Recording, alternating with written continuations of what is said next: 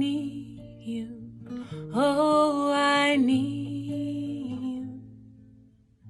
Every hour I need you. My one defense, my righteousness. Oh God, how I need you. Oh, I need you. Oh, I need you. Every hour I need you. My one defense, my righteousness. Oh God, how I need you. Good morning, Springs of Grace. It's Wednesday of the week of the Passion of Jesus. From what we know so far, Jesus is staying in Bethany along with his disciples at the house of Mary and Martha and their brother Lazarus. And that the following day, on Thursday, they'll be headed to Jerusalem to celebrate the Passover feast, also known as the Last Supper. Now, in my research, I did not find much information about what Jesus did on Wednesday of that week. Scholars speculate that Jesus and his disciples rested in Bethany in anticipation of the Passover. Now, I would like to speculate a little bit as well, along with these scholars, about maybe what was going through the mind of Jesus as he looked forward to the Passover feast and ultimately to his crucifixion.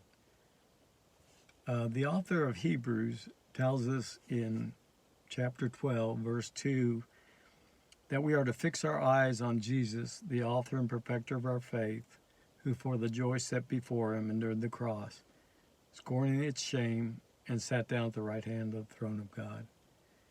In particular, I'd like to look at that phrase, who for the joy set before him endured the cross. Now, I'm sure you as well might have your own thoughts about what was going through Jesus' mind. One thing I thought is maybe he was thinking about the fulfillment of the prophecy that God had made to Abraham, his forefather, in which he said, I will make you into a great nation, and I will bless you. I will make your name great, so that you will be a blessing. I will bless those who bless you, and curse those who curse you. All the families of the earth will be blessed through you. We know that ultimately that promise was fulfilled in Christ. But I anticipate he was thinking about maybe something more personal.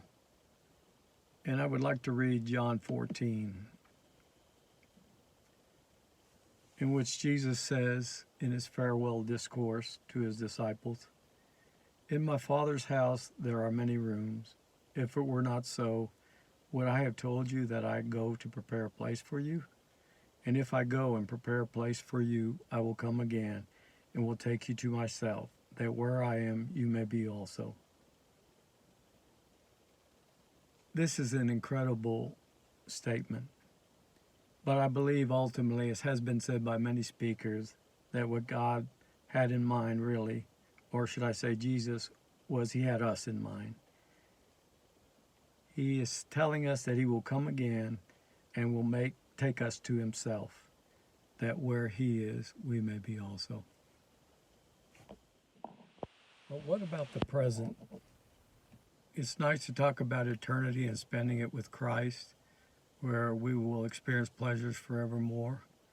But what about the here and now? James 1, verse 2 says, Count it all joy, brethren, when you meet trials of various kinds. Well, maybe we are going through a trial right now, and heaven seems the last thing in our mind. A pastor friend once told me that either you're headed into a trial, you are coming out of a trial, or you are in the middle of a trial at present, and how true that seems. I think that to be able to weather a trial or a tribulation in a difficult time, it's important to have joy, but it can't be a joy of our own making.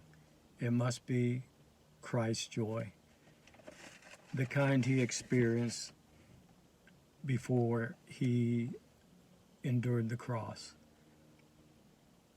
In John 15:11 it says, "These things I have spoken to you, so that my joy may be in you, and that your joy may be made full." So Christ wants to give us his joy, the kind of joy that was able to endure the cross itself. So in closing, my prayer for myself and for others is that let's look to Jesus for his joy, the joy that motivated him to endure the suffering of the cross. Let it be his joy in us that enables us to endure, as it were, the crosses in our own lives. God bless, and have a great Passion Week.